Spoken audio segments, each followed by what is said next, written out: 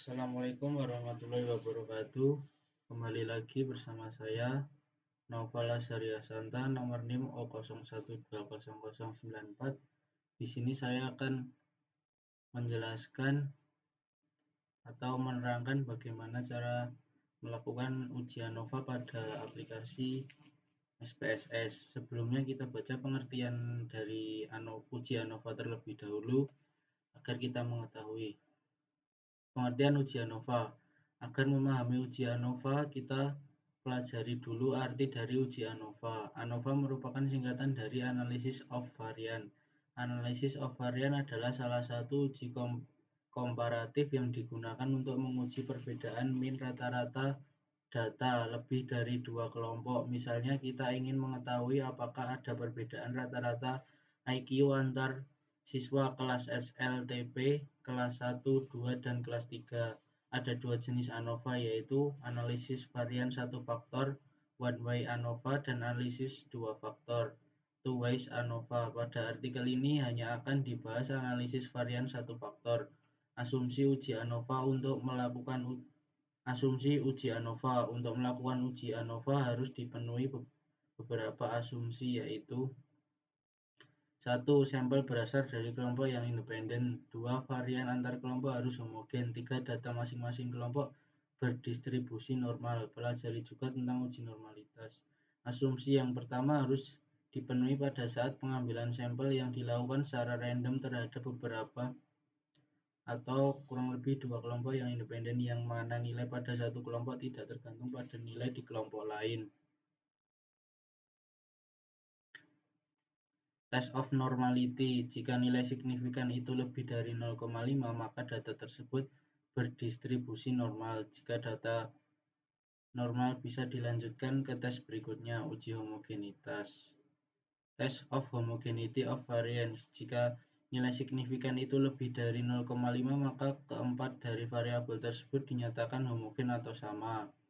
ANOVA. Jika nilai signifikan keempat variabel mempunyai rata-rata yang sama. Jika nilai signifikan dari variabel lebih dari 0,5, maka rata-ratanya sama. Post-hoc test. Lebih dari 0,5 perbedaan sama atau tidak signifikan. Kurang dari 0,5 perbedaan sama atau tidak signifikan. Homogeneous subtest. Kesimpulan variabel yang berpengaruh adalah langsung saja saya sudah mempunyai data, yaitu tendangan sabit, tendangan depan, tendangan T, dan pukulan. Lalu sudah saya kelompokkan sedemikian hingga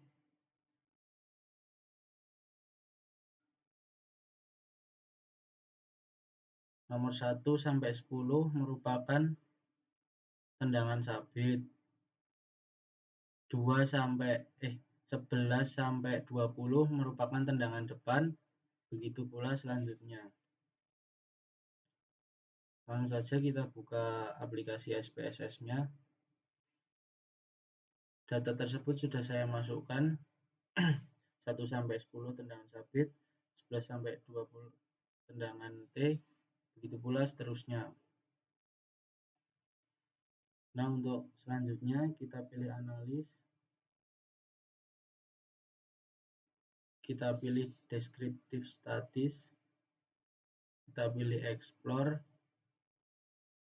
Hasil tes kita masukkan ke dependent list, factor list diisi dengan teknik. Plotnya dicentang ini, normality plot with test. Kita pilih continue, lalu kita oke. Nah, udah keluar hasil tesnya. Hasil tesnya seperti ini. Hasilnya lebih dari 0,5. Maka kita lihat pada kaidah dulu.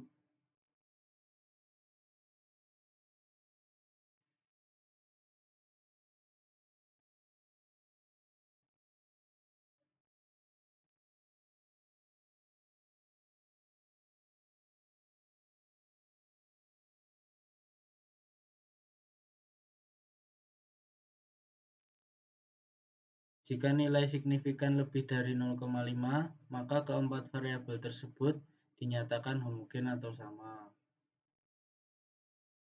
Oh maaf, jika nilai signifikan itu lebih dari 0,5, data tersebut berdistribusi normal. Jika data normal, bisa dilanjutkan ke tes berikutnya, uji homogenitas.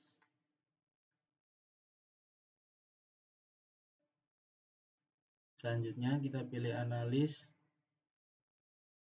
lalu compare and means, kita pilih one way ANOVA. Kita masukkan dependent list, diisi dengan hasil tes, faktor diisi dengan teknik,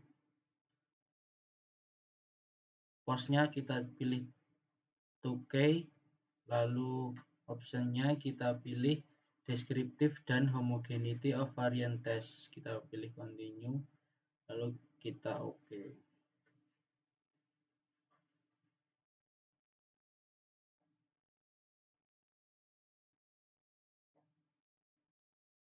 Di sini kita sudah menemukan dari ANOVA-nya. Hasilnya adalah 0,000, maka kita lihat lagi dasar pengambilan keputusannya.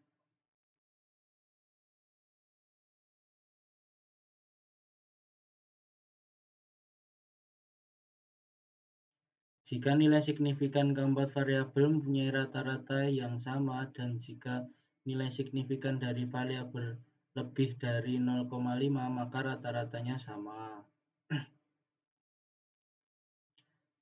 Nilai tadi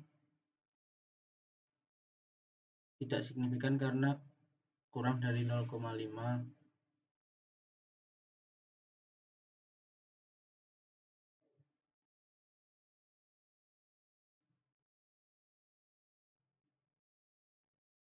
Lalu kita lihat hasil tesnya.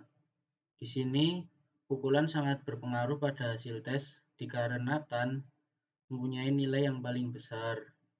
Lalu kedua, tendangan sabit dengan angka 40,30. Selanjutnya tendangan depan 30,50. Selanjutnya adalah tendangan T.